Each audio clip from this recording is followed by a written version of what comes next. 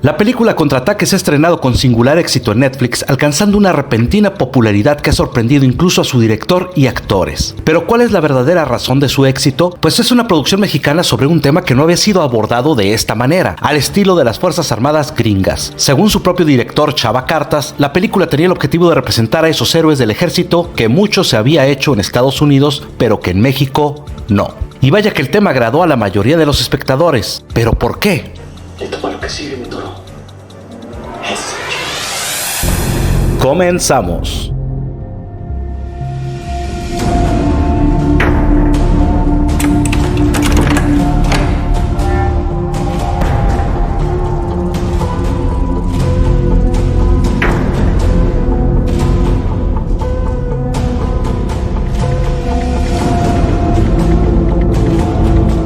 Más allá de los errores técnicos o falta de argumento en la trama que han salido por ahí de varios críticos de cine, quiero enfocarme en el trasfondo cultural y entender la importancia de este discurso cinematográfico. Para poder comprender el verdadero éxito de este largometraje, habrá que revisar varias características socioculturales y políticas. La cultura mexicana viene precedida de múltiples factores ajenos, entre comillas, al cine y el arte en general, donde la costumbre es aún la exaltación de la cultura del narcotráfico. Esta película no es diferente en cuanto al tema. Vemos a las fuerzas especiales de los murciélagos enfrentarse a grupos de narcos y políticos corruptos y esa temática permanece. La forma es lo que ha cambiado. Si recordamos la producción musical, encontraremos una larga tradición de culto a la narcoviolencia, donde los corridos han sido parte de la idiosincrasia de muchos mexicanos a lo largo y ancho del país. El género musical adoptó una revolución en cuanto a su estilo y alcance, con los corridos tumbados, de Peso Pluma, Natanael Cano y compañía, pero persiste aún cierto culto a la violencia y a la cultura del narcotráfico. Si echamos una mirada al cine y a la televisión,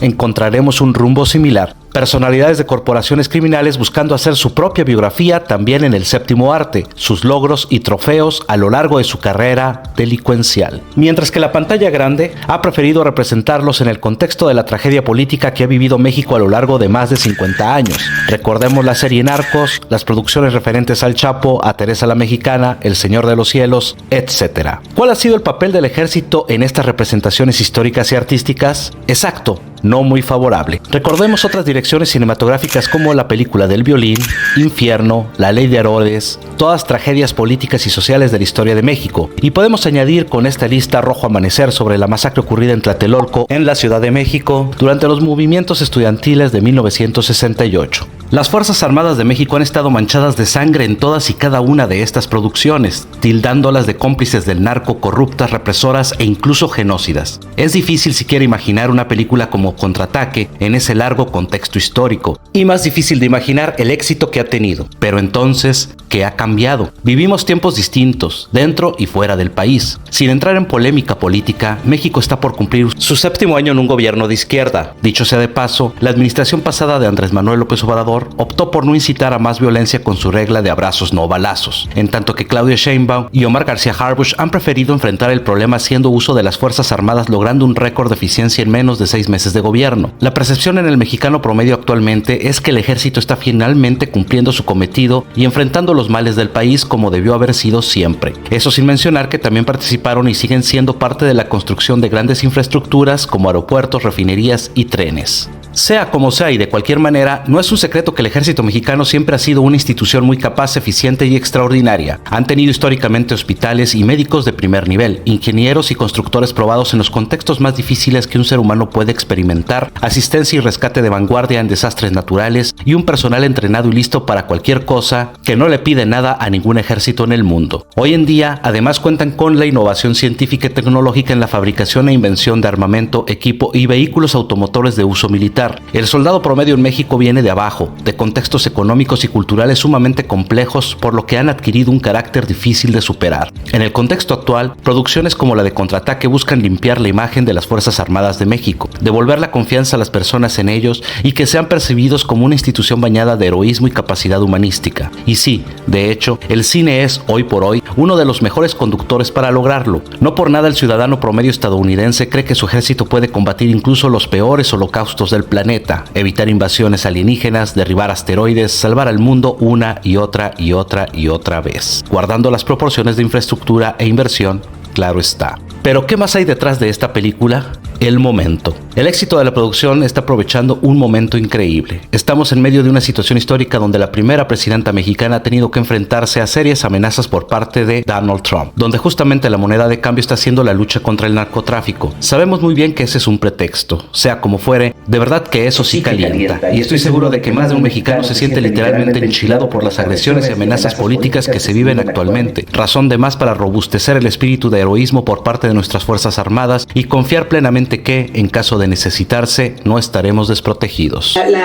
La idea que tenemos del ejército mexicano es dependiendo a qué generación se la preguntes, ¿no?